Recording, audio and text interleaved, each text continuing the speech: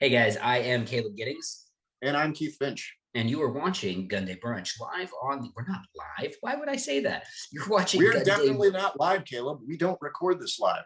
We Could were you live imagine when we recorded this, and who knows, the world might be over, and you are, in fact, an alien watching this instead through the historical archives. But we are not live. you imagine the utter chaos if we did one of these live? Which actually we should do that at least once. We should go and we should do a YouTube live stream of the two of us running this and just kind of going off the rails and taking I have questions. considered it many times, and at some point we will absolutely do that. We just have to figure it out.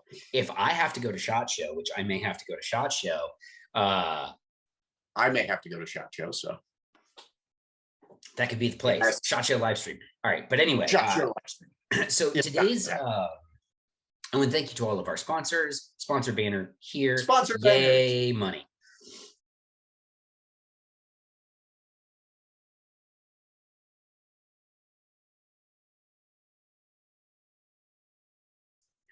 Thank you, guys. So today's episode, it's we're not talking about guns. We talk about guns a lot because guns are cool and we're gun nerds. But we're talking about support gear, and namely, like, when you go to the range, okay, obviously you go to the range and you take, hearing protection and eye protection. We can talk about that a little bit when you take all that stuff with you, but everybody's always got like 3 or 4 other things that are in their range bag, support gear because they're shooting a this or a that, or, and they need to have, speed loaders, or, because loaded pistol mags hurts their baby hands, things like that. So what's in the box, man? So what is, what we're gonna do, we're kind of gonna go through our range bags and talk about the stuff that we have in there and why it's in there and what the point of it is. So do you want to go like you say one, I say one, or you just want to do your whole bag first? Yeah, we'll go you say one, I say one. We'll do that format. So I'll start by saying one. So usually when I go to, it's very rare I go to the range with a low number of firearms. When I do, it's usually a practice session. But there a lot of times I'm either doing a demo, I'm doing media work. There's a lot I'm trying to cram into one session. Like I've got one coming up next week where I'm probably going to be shooting 6 different systems. Some of it's just for B-roll footage, and some of it's for actual T&E work. And one of them's not even a firearm, so that's cool. We may talk about that at some point soon. But my range bag, first of all, I always take 2 bags. I've got one dedicated bag for tools and service equipment, and then one I've got for ammunition support, and then PPE. So I've got one range bag that's all tools, and one range bag that I can jam full of mags, and I have all the little PPE stuff. I have a lot of many sets of Ear Pro and several sets of Eye Pro. That way, if I pull a whoops and forget my main set, there's always sets. Or if someone rolls up, or if someone's like, hey man, can I come too? I've got it covered. I just grab the 2 bags and go. So starting off, I range bag wise, I have 2 range bags and they always come. So having 2 range, and I actually recommend people, so having 2 range bags isn't a bad idea. I actually have 2 bags as well, which are mostly pre-staged. I have a big bag and I have a smaller bag that I use if I'm just doing like a quick trip or something like that. And I think that, the first thing that I have in my range bag, but I really will take 2 bags. So I usually end up with a backpack, and, in my backpack, I have a bunch of useful stuff. Like I have medical gear in my backpack versus in my range bag, because the backpack goes with me everywhere. The range bag doesn't. So that's why I want to keep my medical gears in my backpack. But in my range bag, and I actually did, there's, by the time you guys are watching this, the video review and accompanying blog post that I did of this product will already be on YouTube and on the Gat Daily website. But this is the Fix-It Sticks compact pistol kit, and it's so freaking good. It has, so I shoot revolvers. when revolvers break, you need tools to fix them. I Yeah, am not. when they break, they break. They break hard. I am not fixing to lug my entire toolkit around with me, especially if I'm going to shoot a USPSA match or an IDPA match or something like that.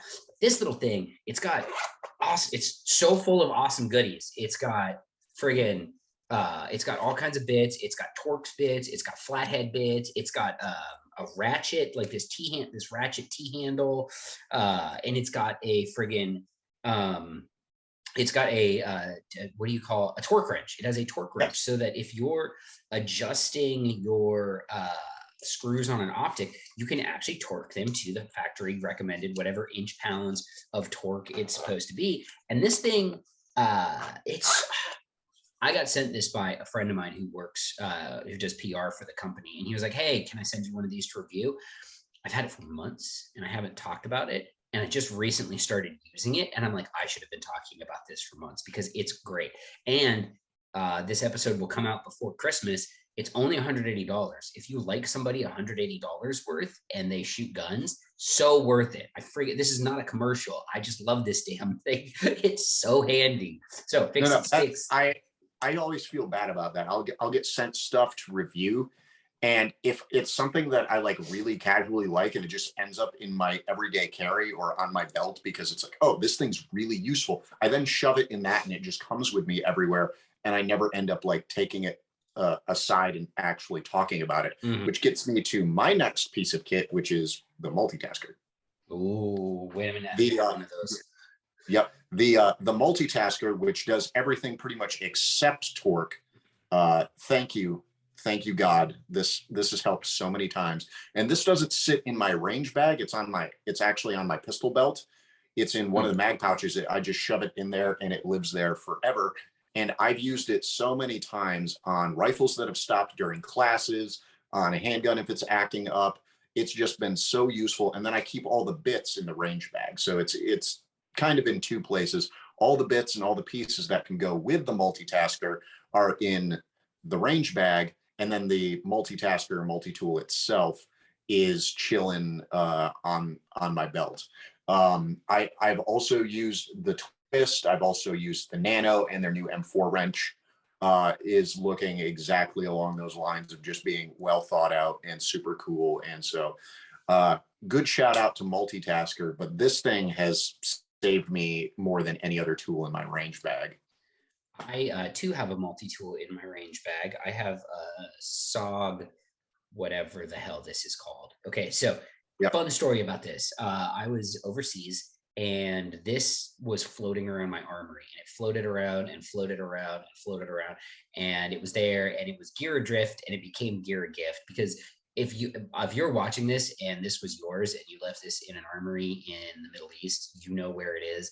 I'm sorry I took your multi-tool. Please contact me. I will Venmo you $100. I'm not even kidding.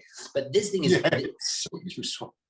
It really has been very useful. And the thing that I like the most, and the thing I like the most about it, is it's easy one-handed opening.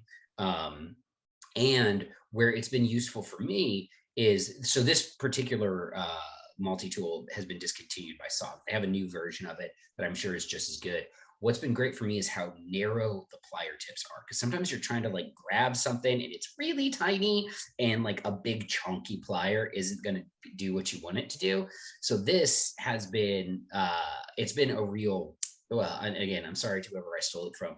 Plus it has a bottle opener on it, which, you know, you're at a match maybe and somebody breaks out a bunch of beers and they're not twists off and nobody has a bottle opener on them, because people don't really carry bottle openers anymore, but you do if you got this SOG multi-tool. And it's before you move on to your next thing, I'm going to Google SOG multi-tool so that I can tell you what the closest thing to it now is. So interstitial ads, get out of my face. I know marketing works, but yes, this is the closest thing that they have to this now is not, wow, that's aggressive.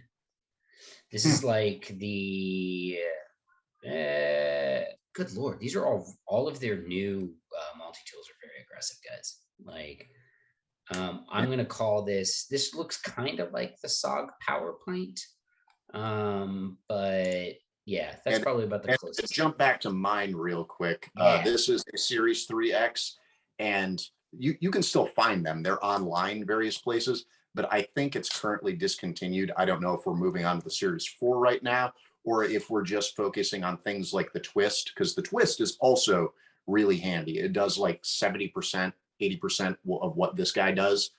And it's also another one that's super handy to have in your kit. I just can't find mine right now. Otherwise, I would be showing that next. Don't you hate it? And I swear this happens to me all the frick time when I will find like a piece of gear or a piece of clothing or something that works really, really well for my specific application. And then they go and discontinue it, and it's led, Yeah. and this has happened to By me the so time many you get around to times. talking about it, like, guys, I've tested this thing for, a year now. I've had this thing for a year. It's great. And then you go and it's like, yeah, we're done making those. And you're like, It's so great we got rid of it. Well, and that's the funny thing, because it's led me into this sort of like panic mindset, especially, and I don't know why this happens to me with clothing, but it really happens to me with clothing. Like 511 used to make this really great pair of shorts that were completely low pro. Like you didn't look like you were wearing 511 shorts, but they had very useful, very casually covert pockets on them. And I bought one pair to see how they worked. And I was like, these are great. Fast forward a couple of months later, I'm like, oh, I should go buy a couple more pairs of these. Discontinued. And I'm like, son of a. I was very why? upset. Why? All right, so I've talked about my fix it sticks and a multi-tool. I think what's up next in your range bag? Oh, I'm actually getting my range bag.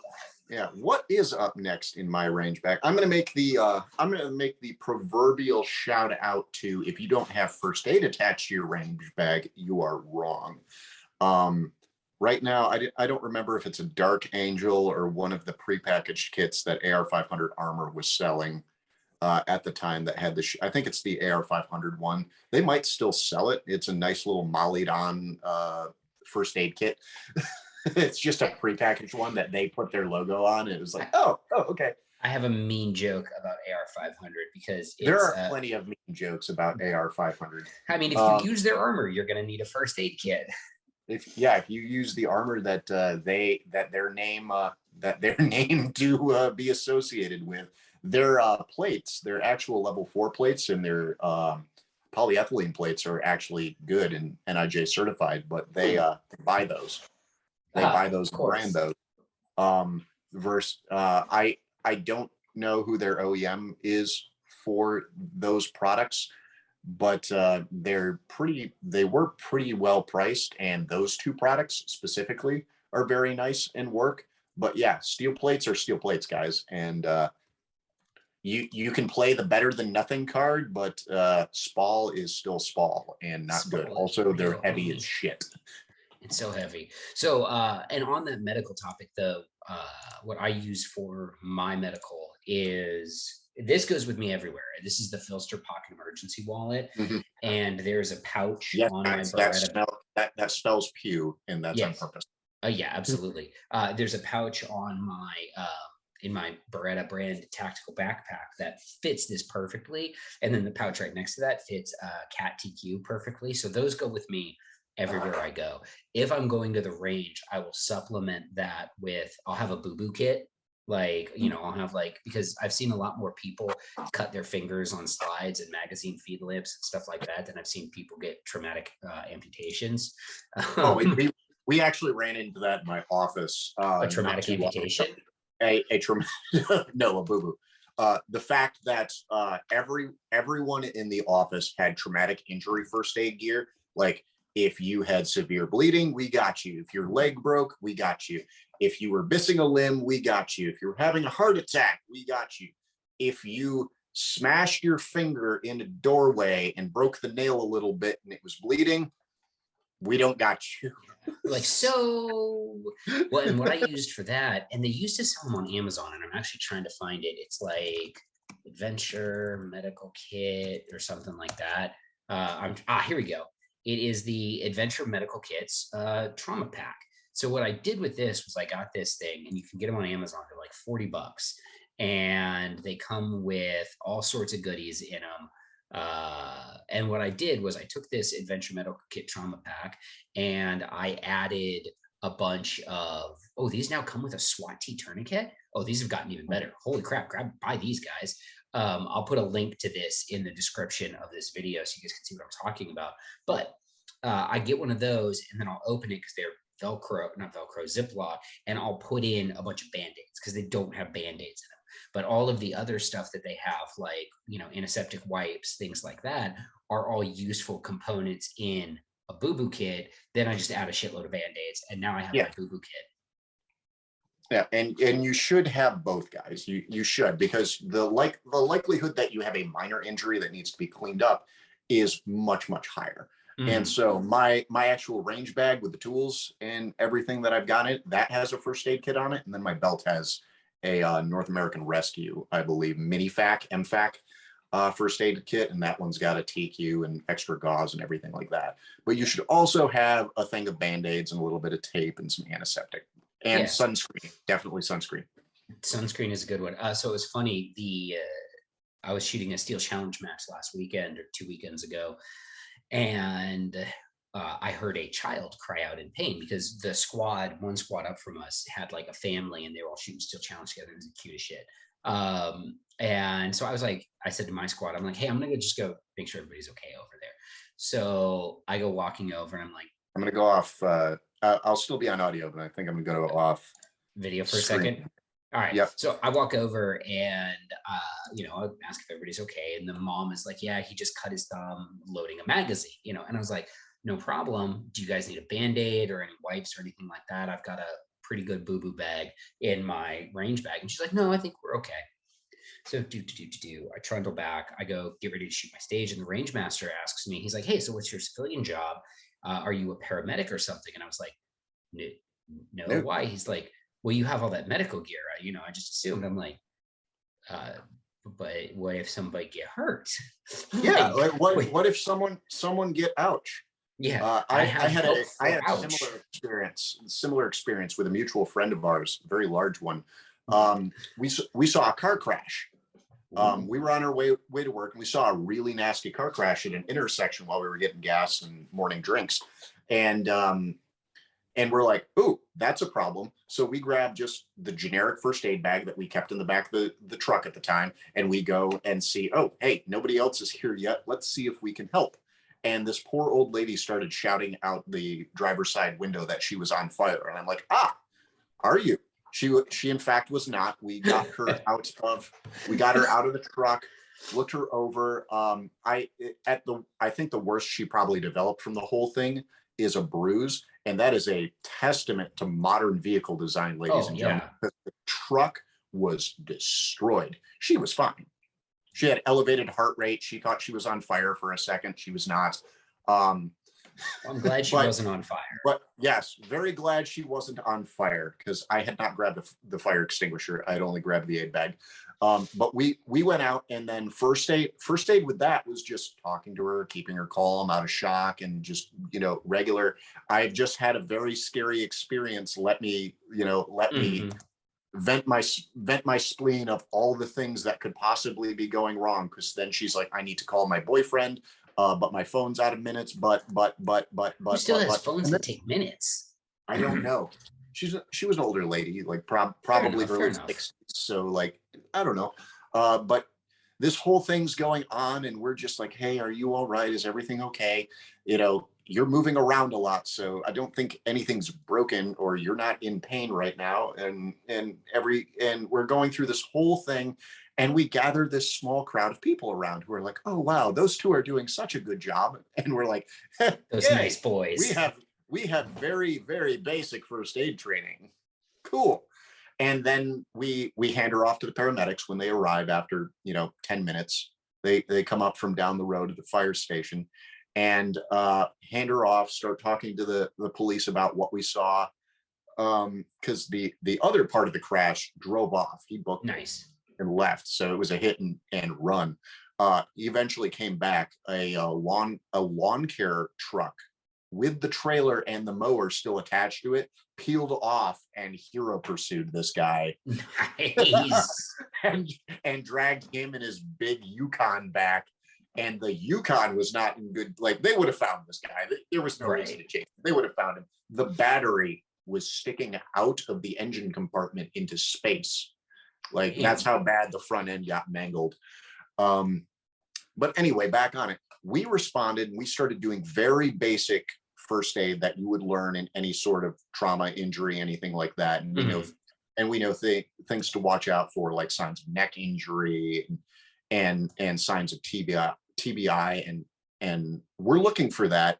But we're also at the earliest opportunity looking to hand this person off to a professional. Right. Like, well, can I please give you to a paramedic? Yes. Can a paramedic or other emergency personnel please stand up instead of just us two? We've got it until then, but please show up. And then we start circling up with the police to give the statement about, what we saw. And two other witnesses come over, and they were both ER nurses. And we're like, fuck you. You are way more qualified to do this thing. Well, and that, I think there's and both of them were just like, oh, but you boys were just doing such a good job. And we're like, thank you. Still your job more than mine. But it's one of those things that, like, hey, if you have the right gear and the right mindset to go, oh, hey, I can help here. People will ascribe you all kinds of authority that you don't actually have. You just have by proxy.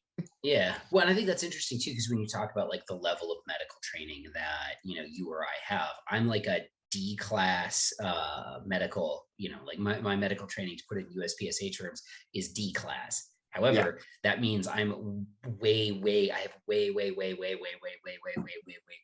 more medical training than, the average Johnny down the street. But also to that point, if I'm like, talking to a little old lady or doing chest compressions on a guy or something like that, and there's an ER nurse there, I'm gonna be like, hey, actual professional, come here. I'm really good at unaliving people, not keeping them alive. Can we get some assistance? Can I help in the keep alive? Because I have that same D class medical background, because I've gone to the courses that the military offers in like combat lifesaver, in buddy aid, self-aid, stuff like that. But I haven't gone to anything more in depth than that. I just try and keep as fresh on that as I can, but I haven't gone to anything more in depth than that it would actually put me into even remotely being a professional level emergency aid giver. No, not even close. It's full amateur hour. I'm going to try and keep you breathing and stop you from bleeding, and that's what I got for you. Keep the air moving and so I believe that all of trauma first aid has been summed up with keep the wet parts on the inside. Yep. Which is wet on the inside and keep them breathing. Yep. All right. So moving on from keeping people alive, the next piece of stuff that I have in my range bag that goes with me everywhere I go is my shot timer, a CED 7000. I want one of the Commander Labs timers that like integrates with Practice Score and is super cool, but they're really hard to get. So I have this one. And this one's good. It's got belt clips, so you can mount it to your belt and you can like flip it up and look at the screen. It's super loud. Like, it's so loud that I won't play it here on the show because it will be distractingly loud. But it's like, look, guys, if you're going to the range and you don't have a shot timer, no, I have to caveat some of this. The broad acceptance of shot timers in the tactical training community has been a very good thing. There has been almost a bit of a swing towards performing for the timer and not necessarily like, this was 2 months ago, everybody was all talking about, is a sub-second draw important and stuff like that. I even did a post on it. And I'm saying this as someone who has a consistent sub-second draw when I want to have it.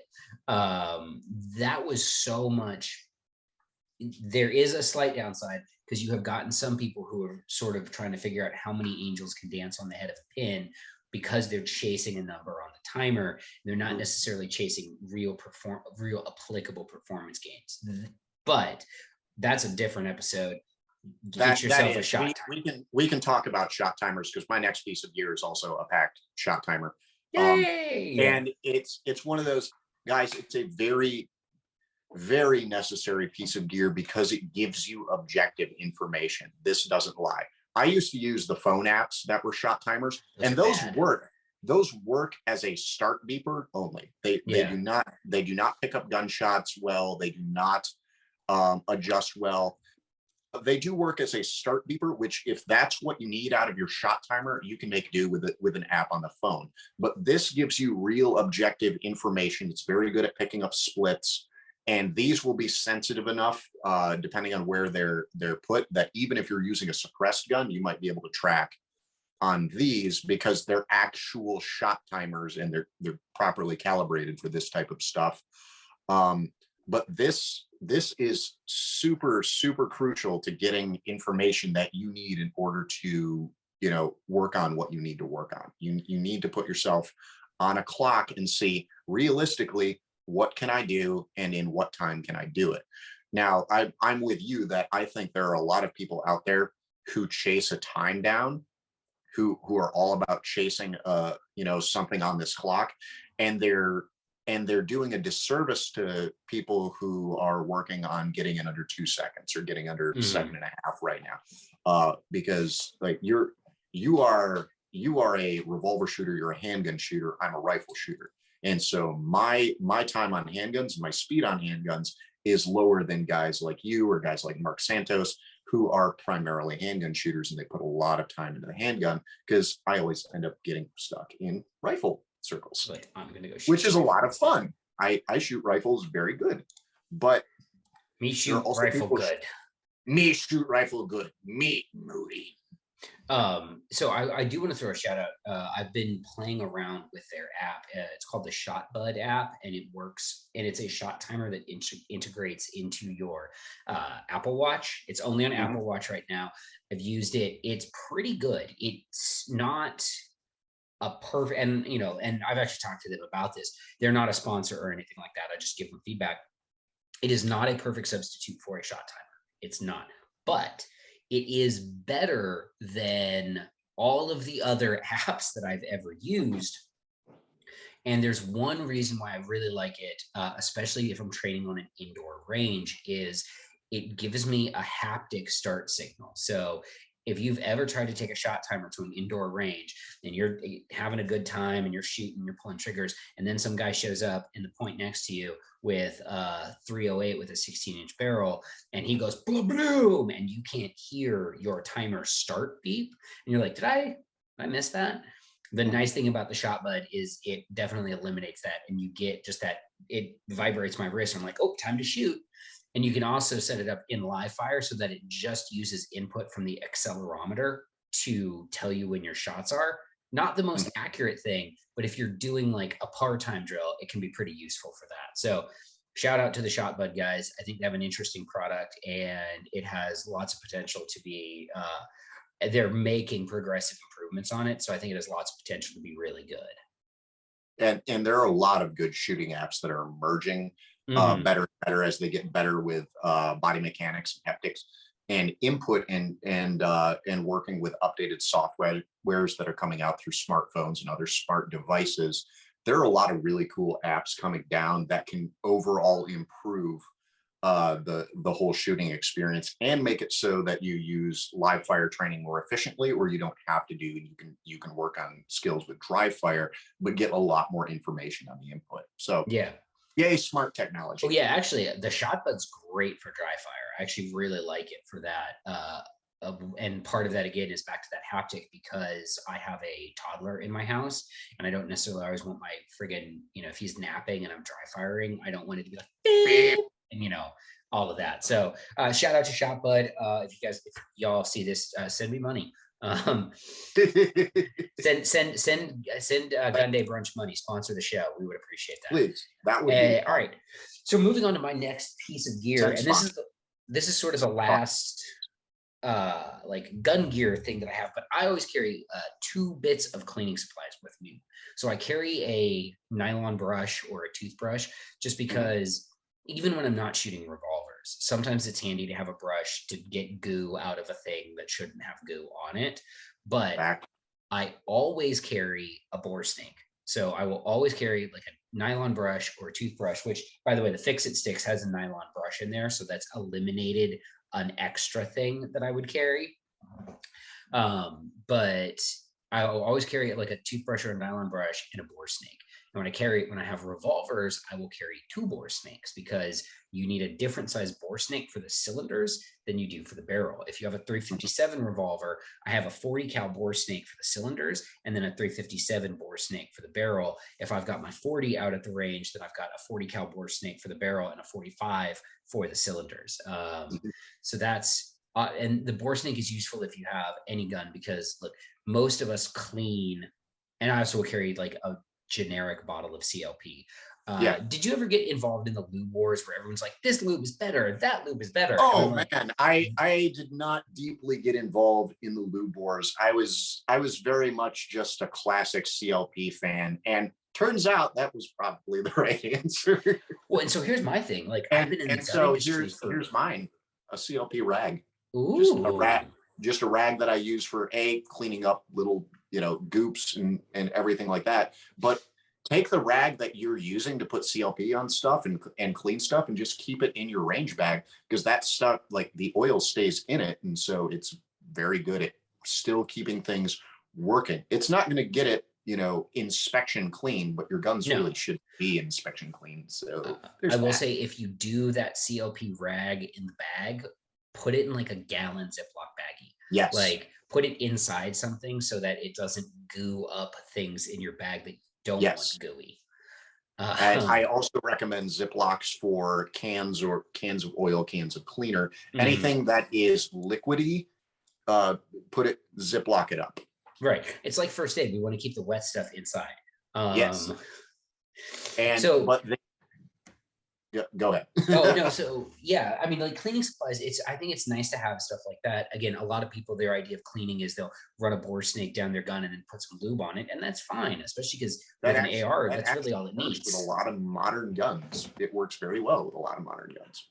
Now, this is something that lives in my range bag when I'm going to outdoor ranges to shoot by myself. So this is like I'm now moving out of everyday items and into sometimes items. And this is a sometimes item, but this is my Bostage staple gun. I keep a staple gun too, and yes, guys, throw bore snakes in your bag. Throw a staple gun with staples. Get a whole big ass pack of staples that you will never run out of until you do. And throw it in the bag. I'm glad you did staple gun. It's so, and if you shoot at an outdoor range, like you never know. And sometimes this has come in handy at like matches where I'll show up at a match and they'll be like, oh no, our targets are falling down. We got to wait for the range master to come by and staple these back up because we don't have a stapler. And I'm like, I don't want to stand around with my, in my hands. So let's just get my staple gun and put that up there. Let's just do this. Yeah, let's just go. Which is also why I carry like Target pasters in my bag. Yeah. The amount of times that you will be the range hero if you just have the generic tools and keep them in your bag, like bore snakes. I keep a full selection of bore snakes in my bag, just like you do. You keep and I've got a couple of rifle ones. I only shoot 9mm handguns, so I've got 9mm handgun one, and I've got a 5.56, a 308 one, and I've got a 12 gauge shotgun one. I don't even own a 12 gauge shotgun right now, but I've got a 12 gauge shotgun one because enough other people use 12 gauge shotguns, and sometimes big bore snake clean other parts of other guns. Wait, you don't have a 12 gauge? I don't have a 12 gauge right now. I feel like we should fix that. I know we should fix that. I just don't know which one I want right now. Fair enough. I do, but they're back ordered. Yeah, that's fair. You want 1301 LTT? I do. All right, guys. So, it's interesting how like when you get guys like you and me and our friends who we've all been doing this for, with lubricant. That's what I was gonna say. I haven't bought a bottle of lubricant in like 15 years because you get given them at matches and events. So many, and stuff so like many that. little 3-ounce bottles of Slip 2000 or something like that. Yep. Slip's a great lube, guys. It's fine. But by all means, use it. Don't toss it. But I have so many of those that I have like made people come close to crying on the range because their gun was down, and I'm like, here, have this. And then they try and hand it back. And I'm like, No, no, no, you keep it. And and I'm like, they don't know I have 15 more bottles in here. I have got the same bottle of Slip 2000 in my closet that I probably had for like 7 years, and it's a bigger one. And I got it at a match with a bag or something like that. I don't know. And that's why it's always funny. Like every now and then someone will be like, "Hey, what do you use to lubricate your firearms?" I'm like, "Whatever's free." Yeah, whatever I was given last. Yeah. Gun lube is everywhere. And then when they're like, "Well, what if you have to buy it?" And I'm like, "CLP or Slip 2000. Go spend $6 on." Well, what about this brand? I don't know, I guess. I used to be such a dork about, I will say this, when I shot, the last time I bought any sort of lubricant was because I was like, I'm going to be like super cool about lubing my guns. And I bought a tube of white lithium grease from Menards, which should tell you guys how long ago that was, probably pretty near where I was living, because Menards are only in certain places of this country. And if you're listening to this and you don't know what the fuck a Menards is, well, you can save big money there. You can save big money at Menards. And now half of our audience has that song stuck in their head and they're mad at us. But yeah. Because I live in that part of the country. You do. You hear those all the time. Side note, Menards now, is actually magic. Thanks to Smart Tech that totally doesn't listen to us, probably going to see some Menards ads. Probably. All right, guys. So here's so everybody's got their own, ideas about Ear Pro and Eye Pro and all of that. So what do you guys have in your range bags? That's what we're going to close this episode out with. I'm going to ask a question. What's in the box, man? What's in the box? Right now for Ear Pro, I'm using the Walker earbuds, not the Bluetooth ones. Every Bluetooth earbud I have used has been disappointing to me. The Bluetooth and the sound transmission from that, it's workable, but like if I want my phone to talk to my earbud, I'm looking for sound quality, not noise reduction. For Ear Pro, I want noise reduction. So the Walker buds have been actually really good for noise reduction, and because I shoot a lot of rifle, and that likes to bump up on earmuffs and break the seal on whatever side you're shooting, I like the bud better because it doesn't do that. So I'm using the Walkers, and then right now, iPro wise, I'm using Stingers. But like any rated iPro guys, get rated iPro. Yeah. Just get rated iPro and save your eyeballs. Don't use your Ray-Bans, like for real, guys. Don't use your Ray-Bans. Don't use some cool guy glasses. So for Ear Pro, I actually I'm super duper, because I teach military classes a lot. I'm super concerned about hearing protection, so I almost always double up. Even if I'm at an outdoor range by myself, I will frequently double up these days. And so I have a set of like custom molded Ear Pro that I had a dude like do a mold of my ear, and so these things like screw in and they seal in super tight. And then over those I will put. I actually select my Ear Pro based on what fits well over these. So at the range, I have the Walker earmuffs, which I do not turn on because I found that they're so sensitive, it's almost distracting. And then at an indoor range, I got a big pair of like Peltor 30 dB, like the old school ones that come out. The big ones like you would see on an aircraft carrier deck. Yeah, the huge. Yep. These ones. Yes, and massive. You know what? These work so freaking good, because the last thing that I want, especially when I'm at indoor ranges, let's say I'm doing something crazy like shooting 2,000 rounds out of a Colt Python over the course of a month, and I got to shoot 500 rounds at 357. I want to do everything I can to minimize the blast and the concussion from that. And so those big, stupid aircraft carrier Peltors work great, and I love them. And then for iPro, I'm using something free that I got from a media event. I know the only reason I remember mine are Stingers is they were the last ones to talk to me. They're like, "Hey, we have iPro," and I'm like, "Don't you make rails?" And they're like, "Yes, and we also do iPro." And I'm like, "Cool, send me a pair." And so I got them. I messed them up at a training class. They got scratched up, smashed somewhere, and I'm like, "Oh, sad." And I contacted them. I was like, "Hey, lenses?" And they're like, "Yeah, lenses. What model you have?" Like, "This model." They're like, "Okay." Done. Cool. Fresh lenses. way to go.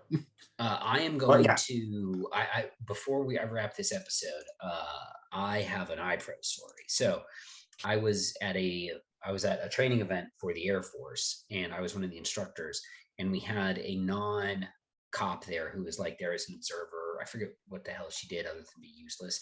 And you guys will understand why I'm bitter at her in a second. So I had just bought a brand new pair of clears because I had forgot my clears, and it was going to be overcast the whole time we were up there, and I didn't want to wear, friggin' sunglasses eye pro. So I had went and bought a brand new pair of clears. They were nice. They were like $80. And then she was going to go do some fanfire thing. She says, "Hey, I didn't bring any eye pro. Can I borrow someone's, who's instructing?" And because I had bought this pair, I was the only person who had extra eye pro. So I said, "Yeah, sure. Here, take my brand spanking new clears that I just bought." So she fucks off, and then she comes back like 2 hours later, and I'm like, "Hey, can I get my iPro back?" And she reaches down into the cargo pocket of her uniform and pulls them out, and there's a gouge, a deep gouge directly over where my right eye sits behind it. So it's Mhm. completely fucked visually. And I go, "Hey man, but these were brand new. What happened?" She's like, "Oh, I guess I put them in the same pocket as my car keys. Sorry, tee hee hee," and then fucks off. I almost chased her down to slap the shit out of her, but I didn't because I'm a good person, and hitting people is not the right answer in that situation. But Violence is not the answer, but it this was is like understandable to think about. this was like 4 years ago, and I'm still mad about it because I'm like, "But you $80, they were brand new, and you fucking ruined them. You didn't even say sorry. Fuck you." I guess I put him in with my keys. Tee. Oh, so mad. So mad. Still mad about it. All right, guys. So that is it for this week's episode. Thank you all for watching, listening, sharing, liking, subscribing, Spotifying, and every other All the thing that I things. can think of. Thank you for all the things. All the things. So what we want to know, what's in you guys' range bags? Like, are you carrying medical? What are your iPro? What's going on in there? Let us know. There's comments, or you can, track my email address down and send me a mean email, I guess. Be great. Later.